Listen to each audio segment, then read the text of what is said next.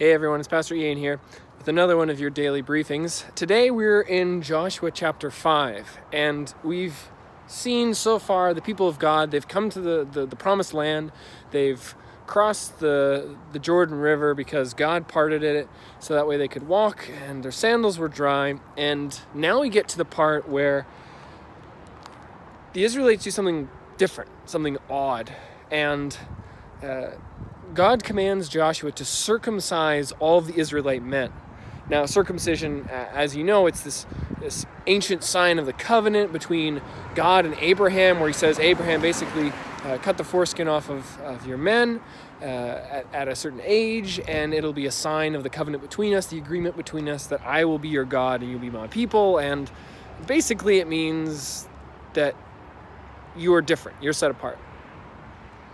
And the writer of Joshua explains to us that the reason why this happens is because up until that point, all of the men who had been circumcised, who were of fighting age, they had been in Egypt.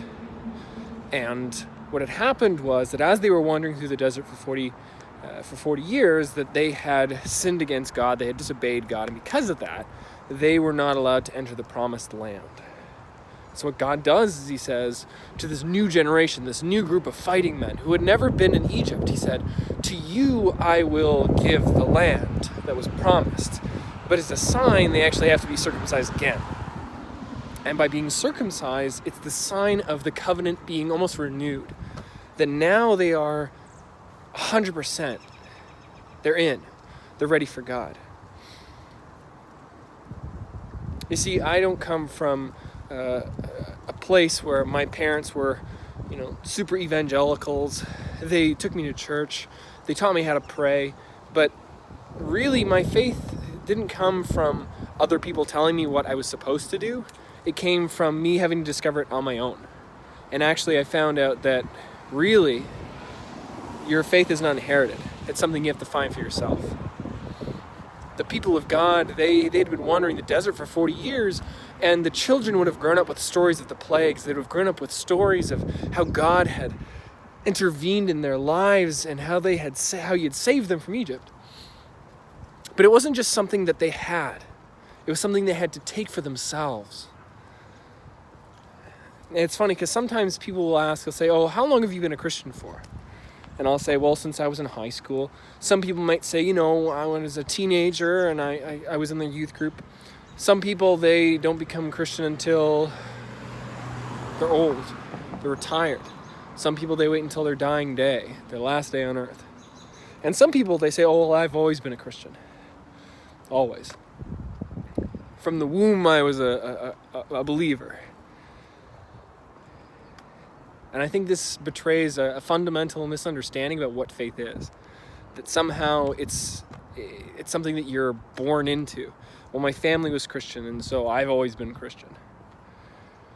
And this passage in Joshua shows us that faith is not just something that's passed down from father to son, where regardless of what you believe, it's just, this is your tribe. It just so happens that you were born an Israelite, and because of that, you'll always be an Israelite.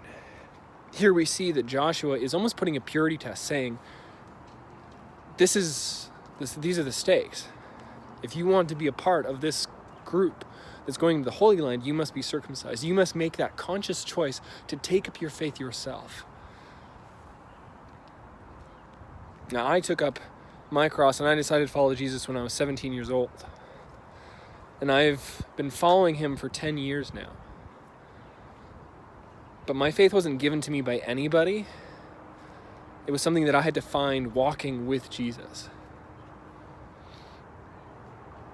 But also, the next thing is, there's a time when all of a sudden your faith becomes useful, in the sense of we can rely on our elders or on our parents or on all sorts of different people who are older than us, who are more mature than us, and we can say, oh, you know what, it's fine because my auntie or my uncle, they're strong Bible-believing Christians, they're mature, we can trust them. But there comes a time when the new generation has to step up, when it's our time to lead, when it's our time to serve, it's our time to be a part of the ministry of God.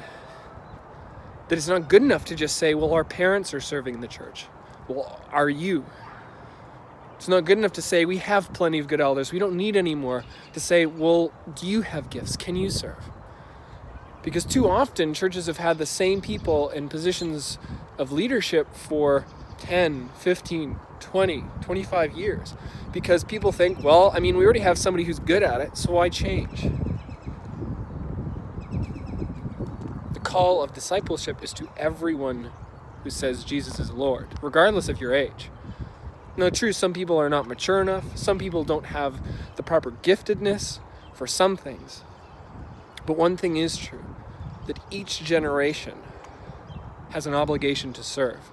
That each generation has an obligation to be an active participant in God's mission. In Joshua, we see that this old guard, the older generation, that they had died, that they never got to get to the Holy Land because of the disobedience of their youth. But we see the new generation step up and say, it is our time. And so now in this time of crisis, it's funny actually, because now we have this youthful spirit of invincibility where we're like, the young people don't really need to worry about it. And you can see it in different videos where you're seeing young people saying, oh, I'm invincible, I don't need to worry about the coronavirus. If I get it, whatever. I have a high likelihood of being all right.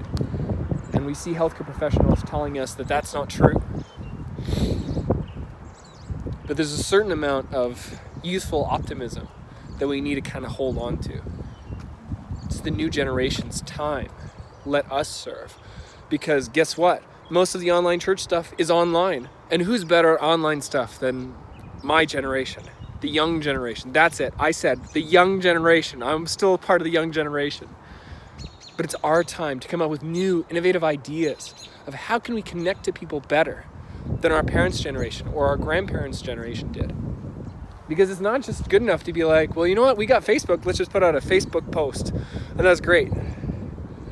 Even in the past couple weeks, just finding cool, innovative ways that we've been able to connect with one another. It shows that the new generation has its time to shine, to serve. So let's take that opportunity and do something with it. So that even when we're done with this crisis, at which point we have a vaccine or a cure, and we are allowed to go back to our lives, to not give up the tools that we've developed, the tools that connect us better to each other. Each generation has a different set of giftedness. Our generation as well. So let's use it. Let's take it. And not just say our parents' generation, they've been doing it so well for so long, let's leave it to them. No, it is our time to shine. It is our time to serve for God's glory. So let's do it. Wherever you are, whatever position you're in, whatever connections you have to people or to the church, use it for God's glory. Because just in the time of Joshua, the new generation was called to serve, and they served. And because of their loyalty to God, their willingness to serve in the mission of taking the land, the people of God had a home. They had a place to live, where before they were refugees wandering in the desert. It is our time to serve, so let us serve together.